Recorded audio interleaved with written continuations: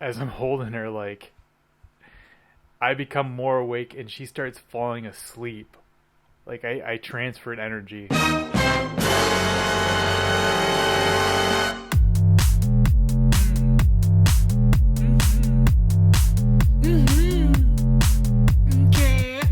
Let's go.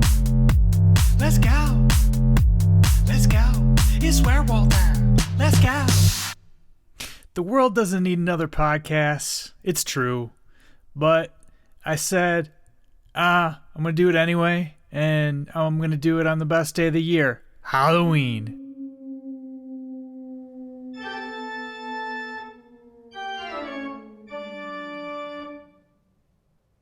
I had read up on this place called Seven Gables Road here in Michigan, kind of by Danover. I think it's in Danover, Michigan. But and I knew the results would be what happened, but nonetheless, I wanted to check it out. And I don't know why I was disappointed because, you know, exactly what I thought would happen is exactly what happened. As I was driving home, however, something kind of strange happened to me, enough to where I thought it was worthwhile recording on my field recorder. So here it is, my little experience. Was it a haunting? Did the witch haunt me in my car? You decide. So I just had a strange start to my Halloween 2022. I was going out to Seven Gables, allegedly the most haunted road in Michigan. It's only like a half hour from my house. I live in Jackson, Michigan. And as I'm going out there, it's perfect. There's like leaves all over the road. It's pretty spooky. It's weird because why is it when you go past every farmhouse, like if it's like 10 or 11, it's like no lights, like everyone's asleep.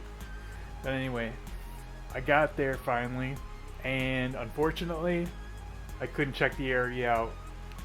As you go in, it slowly turns into a dirt road, and then it eventually terminates into this like orange gate. And so I go there, and there's like 4 cars, a camper, and like a little like tent thing, you know, those party tents where you just kind of covers the picnic table where you can have like a little get together. But anyway, nobody was up there. I mean, like if somebody was up, I probably would have taken the initiative to talk to somebody, but it was everyone was asleep or something, I guess, or not there. It was weird. I don't know. But since I didn't know if it was technically private property, which I'm sure it is, and I didn't have permission to be out there, I just decided to turn around. It was cool to see the place anyway, you know, even if I couldn't get out and explore. But it was weird. On the way back, I got so sick.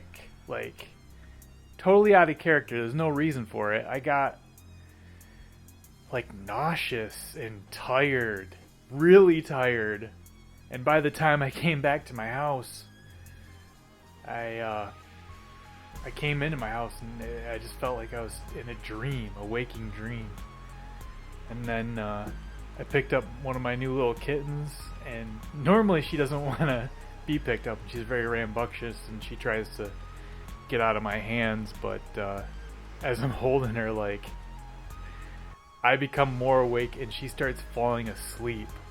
Like I transferred energy. I don't know. But yeah, that was a strange experience. Maybe it's all just in my head, but who knows? It is believed that gruesome histories and ghostly urban legends cling to the certain locations around the state.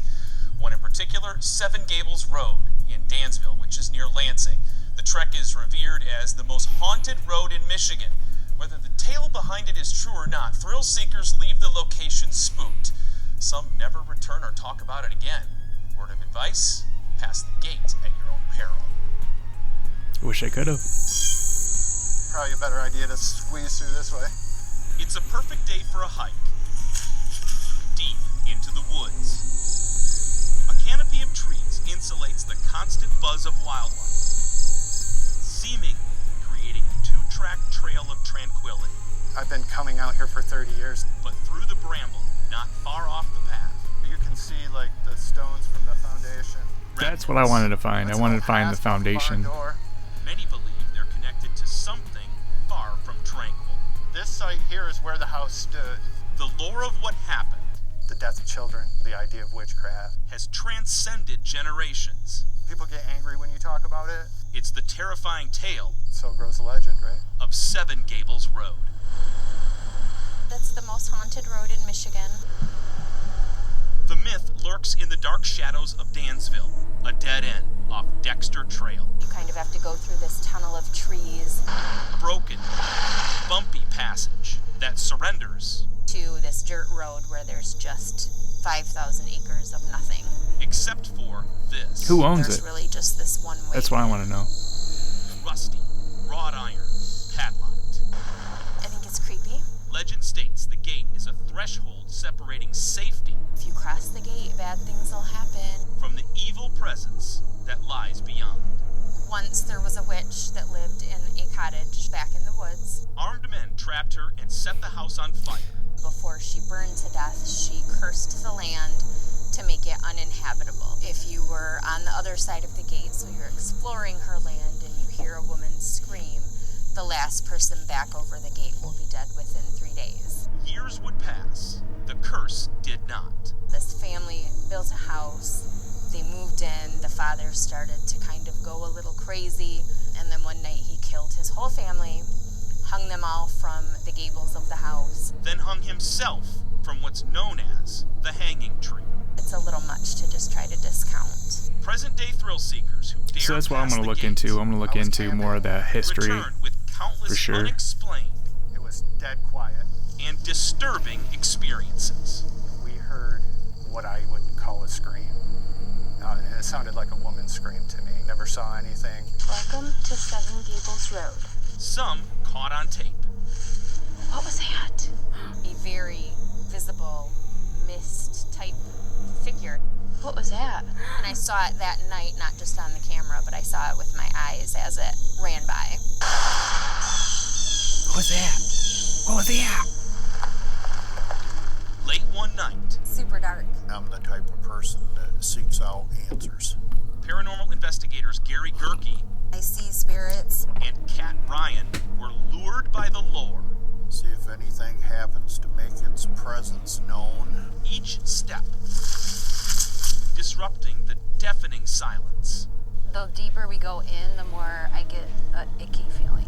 It didn't take long. There's two. Hey, I got an icky shadow feeling. people. They're like standing in the middle of the path, facing us. We get to go back that way. Onward Right here's your tree. until they reached the hanging tree. You can see where there's a big broken limb. Until that limb broke off that tree, we would never get a picture to turn out.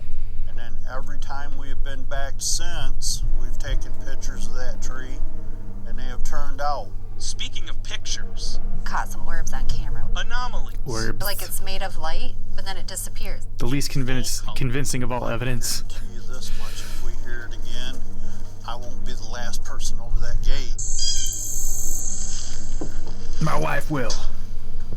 Is it urban legend I have not found anything to prove that anything of that nature No. happened out here. or true? Makes you think you can eat the plant There now. is one certainty, Just because the Everybody's kitty's got a dead? story about Seven Gables. especially if they decide to test fate The last one over, first to die. beyond the gate. This road is absolutely haunted. Come here. Absolutely. The cat's coming in. If you want to learn more about the legend of Seven Gables Road, we have a lot more to Okay. tell in the web Well, version of this story, which So now that I found out that the land beyond the gate is indeed state land, so I could have gotten out of my car and explored the area some more, but I'm just figuring this out for sure. But anyway, I suppose I was just intimidated by all the cars that were parked in the cul-de-sac there. It would have been weird to have jumped the gate and like run into other people in the dark, especially at like 12 o'clock at night, but they would have been weirdos like me, so I'd just be able to make some friends, I guess. A lot of this legend is incredibly cliche.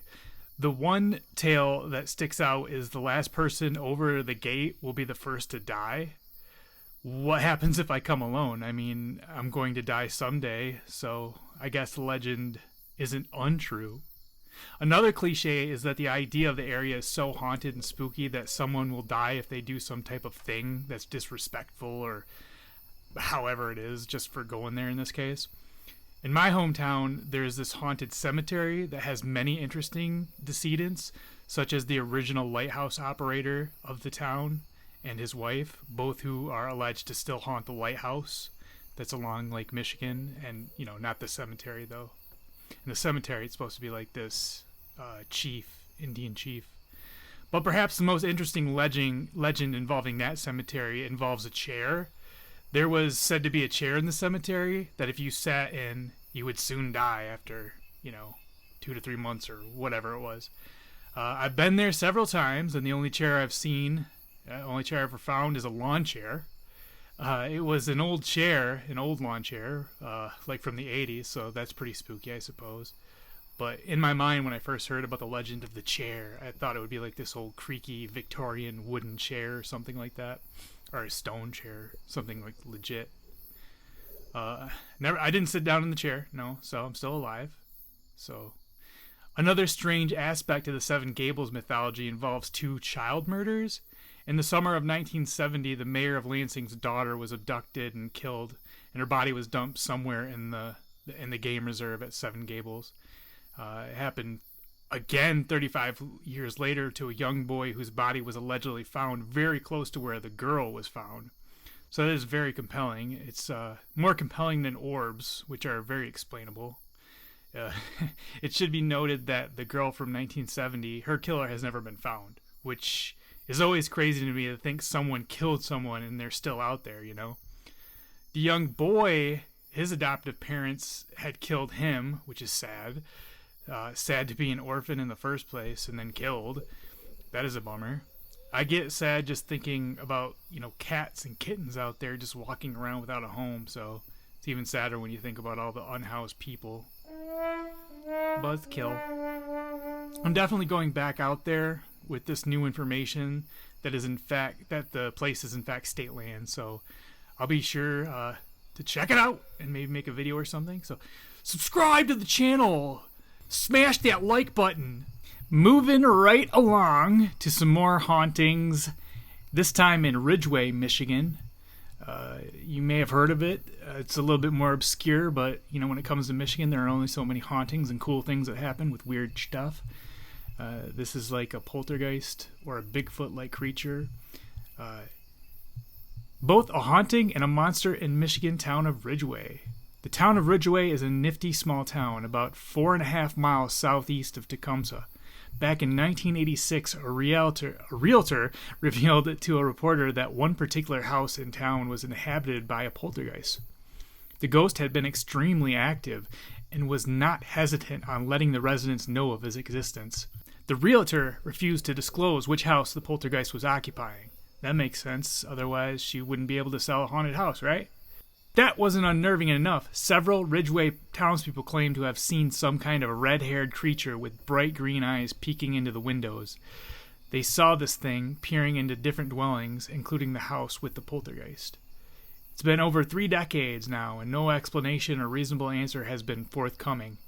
The beast must have been tall enough to peek into windows, so it was either a 2-footed creature, Dogman or Bigfoot, or an animal that could stand on 2 legs, like a bear, perhaps? Yeah, Bigfoots with green eyes, or red eyes, is a pretty interesting phenomena. I think the book that really lays this out the best is called Silent Invasion. And then I drew some other connections to that particular sighting. But this happened up north, okay? This story goes like so. Alright, hold up. Everybody gather around the spooky campfire. We're going to start the spooky campfire tale, okay? Alright, ready? 1, 2, 3. So, I was on vacation with my family last summer. We went to stay at my uncle and aunt's place. They live near the UP. While there, my cousin started telling me about something that had happened to him the previous winter. He said that while watching TV one night, he started to hear scratching sounds at the window. At first, he thought it was just a tree branch that was doing it. but the sound would not stop for a while, and then he got up to investigate. He went over and pulled the curtain open to see what was there. He said what he saw almost gave him a heart attack. He said, "There was a monster standing there looking in at the window at me. Its eyes were reflecting the light, but the reflection of the color was green, which is something he had never seen before. He said he thought it was the Ridgway Monster. I don't know what that is, but that is what he said. He thought about getting his .22 and going outside, but he admits that he was too scared." He closed the curtain and ran upstairs to his room. While he was in his room, he heard a loud bang as something hit the wall of the house. He thought that the Ridgway Monster was trying to get inside of the house, so he grabbed his .22. .22 is only a single shot for usually shooting small varmints, so they ain't going to do much for this, but anyway. Nothing happened for about 5 minutes, and he thought that maybe it had gone away. But then he heard another loud bang, but this time it was on the front of the house, near the door. He said that he was almost crying at this point, but went downstairs anyway. He stood in the kitchen and listened, but heard nothing else. A few minutes later, he saw headlights as his uncle and aunt's car came into the driveway. They found him standing in the kitchen holding his gun and asked what he was doing.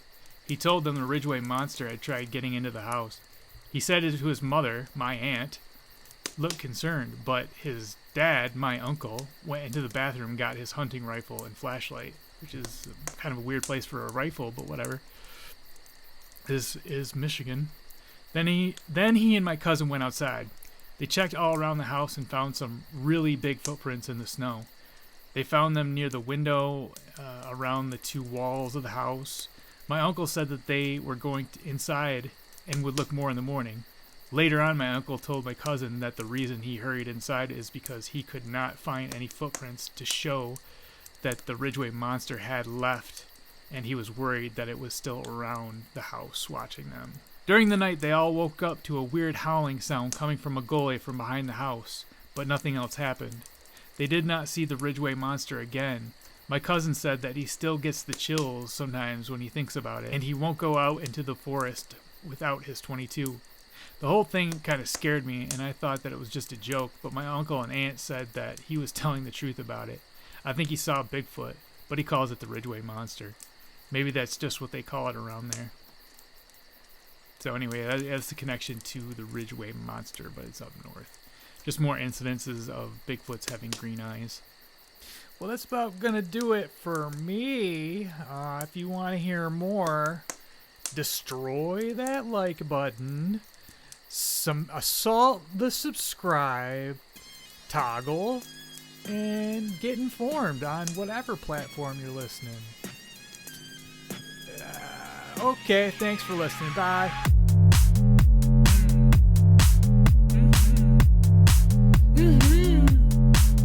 Okay, let's go. Let's go. Let's go. It's werewolf time. Let's go.